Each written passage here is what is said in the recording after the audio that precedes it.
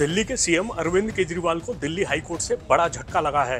High court ने आबकारी नीति से जुड़े मामले में गिरफ्तारी के खिलाफ केजरीवाल की याचिका को खारिज कर दिया है। केजरीवाल को इस मामले में ईडी ने गिरफ्तार किया था।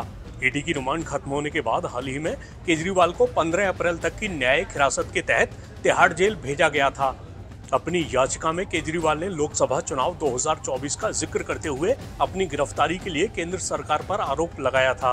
उन्होंने दावा किया था कि सरकार केंद्र में सत्तारूढ़ बीजेपी को चुनावी फायदा पहुंचाने की कोशिश कर रही है। मीडिया रिपोर्ट्स के मुताबिक सुनवाई के दौरान ईडी की ओर से केजरीवाल पर बड़ा सवाल उठाया गया।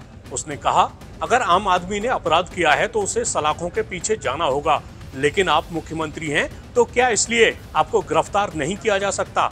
आप देश को लूटेंगे, लेकिन क्या कोई आपको छू नहीं सकता क्योंकि चुनाव आ रहे हैं। इस मामले में दिल्ली हाईकोर्ट ने कहा, हमारा मानना है कि जज कानून से बंधे हैं, राजनीति से नहीं। फैसले कानूनी सिद्धांतों पर दिए जाते हैं, राजनीतिक विचारों पर नहीं। अदालत राजनीति के दायरे में नहीं जा सकती। हाईकोर्ट ने ट्रायल कोर्ट के रिमांड आदेशों को भी बरकरार रखा, जिसमें वो आदेश भी शामिल है जिसके जरिए केजरीवाल को न्यायिक हिरासत में भेजा गया। हाईकोर्ट ने कहा, ईडी की ओर से जुटाई गई सामग्री बताती है कि अरविंद केजरीवाल ने साजिश रची थी। बात आबकारी नीति से जुड़े मामले की करें तो ऐसा आरोप है कि शराब व्यापारियों को लाइसेंस देने के लिए दिल्ली सरकार की आबकारी नीति 2021-22 ने गुटबंदी को बढ़ावा दिया था और कुछ डीलर को फायदा पहुंचाया था, जिन्होंने इसके लिए कथित तौर पर रिश्वत दी थी। आरोप है कि मामले के आरोपी आबकारी नीति बनाने के लिए केजरीवाल के संपर्क में थे। हालांकि आम आदमी पार्टी लगातार केजरीवाल की गिरफ्तारी को साजिश बता रही है। चलिए अब आपको हाईकोर्ट के फैसले के बाद बीजेपी और आम आदमी पार्टी के बयान भी सुनवा देते हैं।